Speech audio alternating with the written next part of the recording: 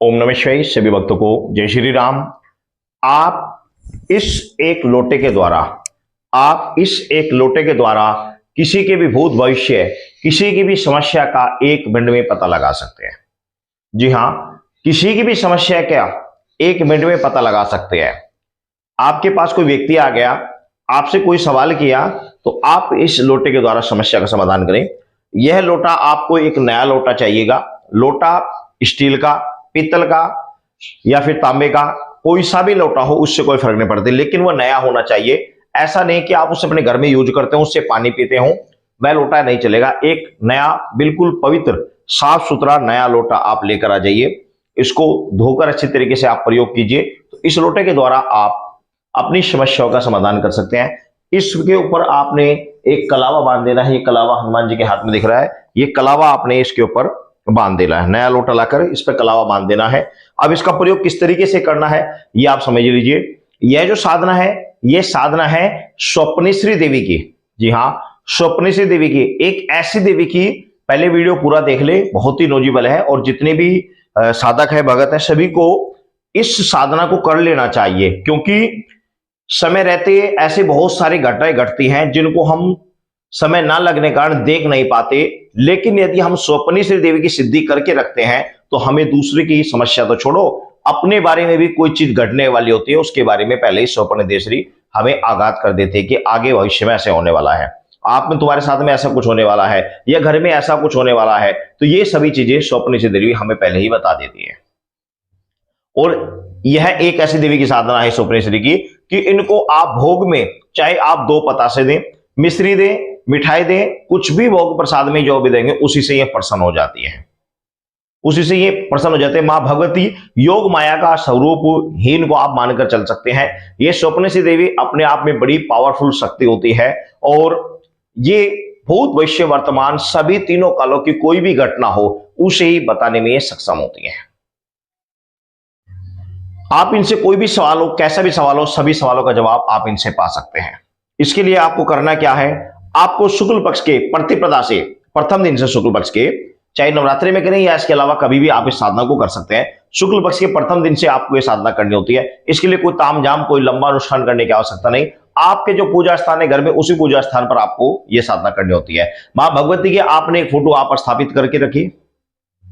उस फोटो के सामने आपने एक देसी घी का दीपक जलाना है, साथ में सुगंधित धूमबत्ती लगानी है। और भोग प्रसाद में आप मिश्री रखें, पतासे रखें, या फिर आप मिठाई, जो भी आपके पास भोग प्रसाद उपलब्ध है, वह भोग आप माता को लगा दीजिए। स्वप्नेश्वरी देवी का ध्यान करते हुए भोग आप लगा दीजिए। आसन आपके पास कोई भी हो, जिस पूजा, जो भी आसन है, जिस आसन से आप पर बैठकर आप पूजा करते हैं, वही आसन आप इस्तेमाल कीजिए। अलग से आसन की आवश्यकता नहीं है।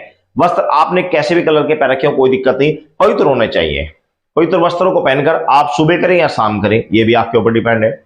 सुबह करेंगे तो पूर्व दिशा की ओर मुख रहेगा, और पश्चिम करेंगे तो शाम को समय करेंगे तो पश्चिम दिशा की तरफ मुख रहेगा।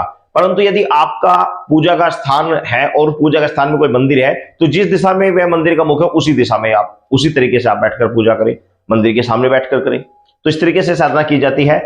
सुबह सूर्यास्त से पहले की जाएगी, शाम को सूर्यास्त के बाद की जाएगी, रात्रि में नहीं की जाएगी। रात्रि में 10 बजे के बाद नहीं, उससे पहले पहले आप साधना की कर लेंगे। और साधना में आपको ज्यादा नहीं, आधे घंटे से 1 घंटे का समय लगता है, ज्यादा समय नहीं लगेगा। तो आपने प्रथम दिन से, शुक्ल पक्ष के प्रथम दिन से, प्रतिपदा से आपने साधना करनी है। मां भगवती के सामने देसी घी का दीपक जला लेना है, एक धूमबत्ती आपने लगा लेनी है। भोग प्रसाद में आपने मिठाई या मिश्री इत्यादि कुछ भी जो भी आपके पास उपलब्ध है, भोग लगा लीजिए। उसके बाद में आपने मां भगवती का ध्यान करना है, और ध्यान करने के बाद आपने सर्वप्रथम धरती माता को प्रणाम करना है, आसन को प्रणाम करना है, अपने गुरु को प्रणाम करना है, और अपने घर के कुल देवी देवता का ध्यान करना है। घर के कुल देवी देवता का ध्यान करना अति आवश्यक है, क्योंकि घर के कुल देवी देवता ही ऐसे होते हैं जो प्रसन्न होकर कोई भी शक्ति आने में हमारी मदद करते हैं। तो घर की कुल देवी देवता को प्रसन्न करना अति आवश्यक होता है। उसके बाद अपने इष्ट देव का ध्यान करें, गणेश भगवान जी का ध्यान करें। ये सभी चीजें 1-1 मिनट का कार्य होता है, ज्यादा नहीं होता। अब उनको सिर्फ ध्यान करना होता है, उनका ध्यान करें। गणेश भगवान ध्यान करने के बाद में आपने स्क्रीन पर एक मंत्र चल रहा है, इस मंत्र का आपने वहीं पर बैठकर 11 माला जाप करनी है। जी हाँ, सिर्फ 11 माला आपने जाप करनी है। और इस तरीके से आप इस साधना को कंटिन्यू 41 दिन तक जाप करेंगे। जी हाँ, बिना छोड़े कंटिन्यू 41 दिन तक आप प्रतिदिन आप आधा पौन घंटा 1 घंटा आपको इस साधना के लिए देना है। अगर सुबह करेंगे तो सुबह ही करनी है 41 दिन तक, अगर शाम को करेंगे तो शाम को ही 41 दिन करनी है। ऐसा नहीं कि कभी सुबह कर रहे हैं कभी शाम कर रहे हैं। तो इस तरीके से आपको साधना कर लेनी है। इस साधना के दौरान आपको ब्रह्मचर्य का पालन करना है। यदि भूमि सहन कर सकते तो कर लिया, नहीं तो बेड के ऊपर सो जाए, कोई दिक्कत नहीं है। लेकिन वस्त्र, बेड के ऊपर जो बिछे हुए वस्त्र पवित्र होने चाहिए, आपके वस्त्र भी पवित्र होने चाहिए। आप इन दिनों में मांस मंदिर का भक्षण नहीं करेंगे और कोशिश रखेंगे कि इन दिनों में आप टाइम से सो जाएं। रात्रि में ज्यादा समय तक मोबाइल चलाना, टीवी देखना बंद कर दें और समय से सो जाएं। और सोने के बाद में आपको धीरे धीरे कुछ ही दिनों में आपको स्वप्न में बहुत कुछ दिखना प्रारंभ हो जाएगा। 10 दिन के बाद आपको अनुभव होंगे, 10 दिन के बाद ही आपको अनुभव होने प्रारंभ हो जाएंगे। मैं बाद का छोड़ो, 10 दिन बाद ही आपको अनुभव होने प्रारंभ हो जाएंगे। जब आपके 41 दिन पूरे हो जाएं तो आपने 41 दिन यदि सुबह करें तो 41वें दिन में ही कर ले। आपको एक छोटा सा हवन कर लेना है, आम की लकड़ी जलाकर या फिर आपने गाय का उपला लाकर उसको जलाकर उसके ऊपर आपने ज्यादा नहीं, ज्यादा सिर्फ और सिर्फ 51 या 108 आहुति आपने इसी मंत्र के द्वारा आपने सामग्री की आहुति दे देनी है, या फिर गाय का उपला जलाकर घी से आहुति दे देनी है। तो ये मंत्र आपका जागृत हो जाएगा और उसके बाद उसी हवन कुंड में आपने मिठाई का भोग लगा देना है। तो ये आपकी साधना सफल हो गई। अब आपने क्या करना है उसके बाद में, ये लोटा आपने पहले ही पूजा के शुरू करने से पहले एक लोटा नया लेकर आ जाना है और इसको आपने पूजा में रख लेना है पहले दिन ही। जब आप इसको पूजा में रखेंगे तो इसके अंदर आपने जल भर के रखना है, पहले दिन ही जल भर के रखना है और उसको रखे रहने देना। जब अगले दिन पूजा करेंगे तो उस जल को उठाना है, किसी पेड़ में डाल देना, दूसरा जल भर के रख देना है। इसी तरीके से आपने 41 दिन प्रतिदिन जल को बदलना है और प्रतिदिन आपने वह जल, पहले वाला जल उठाकर पेड़ में डाल देना, दूसरा जल भरकर रख देना है। अब ये लोटा आपका तैयार है। इस लोटे को आप अपने पूजा स्थान पर रखें, कोई दिक्कत नहीं है। इसकी जगह आप कभी नया लोटा भी ले सकते हैं, कोई आपत्ति नहीं है।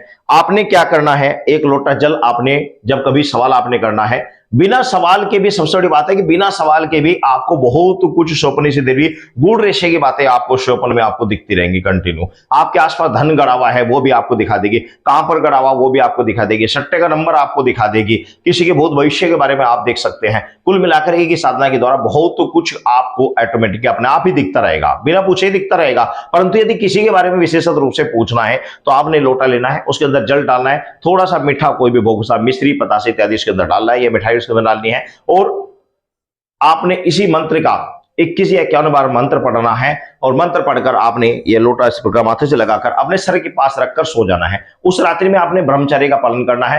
रात्रि में किसी भी व्यक्ति के बारे में जो भी पूछकर आप सोएंगे, जो भी समस्या के बारे में पूछकर सोएंगे, वह पूरा गणित उसका टोटल आपको स्वप्न में दिख जाएगा। सुबह उठे इस लोटे को, इस जल को आप किसी पेड़ में, आप स्वप्न से देवी का ध्यान करते हुए आप पेड़ में डाल दीजिए। तो इस तरीके से आप कभी भी किसी के भी विषय में आप देख सकते हैं। लेकिन उसके अलावा भी सबसे बड़ी बात है कि उसके अलावा भी आपको बहुत कुछ आपको दिखाई देगा। पर कंटिन्यू हर रोज आपको अच्छे अच्छे मंदिरों के दर्शन होंगे। कुल मिलाकर आपका स्वप्न दर्शन आपके जागृत हो जाएंगे, स्वप्न दर्शन होने आपको प्रारंभ हो जाएंगे। उसके बाद में आप धीरे धीरे जब जाप करते रहेंगे तो आपका सिक्स सेंसर यानी थर्ड आई भी ओपन हो जाती है। तो इस तरीके से आप इस स्वप्न देवी की आप साधना करें। बड़ी पावरफुल साधना है और बड़ी आसान साधना है। इसमें कोई अनुष्ठान, ज्यादा लंबा चौड़ा अनुष्ठान करने की आवश्यकता नहीं है। सिर्फ आधा से पौन घंटा, 1 घंटे का समय आपको देना है। इस साधनों को आप कर लीजिए। आप किसी के भी समस्याओं का समाधान आप चुटकियों में कर सकते हो। सभी भक्तों को जय श्री राम।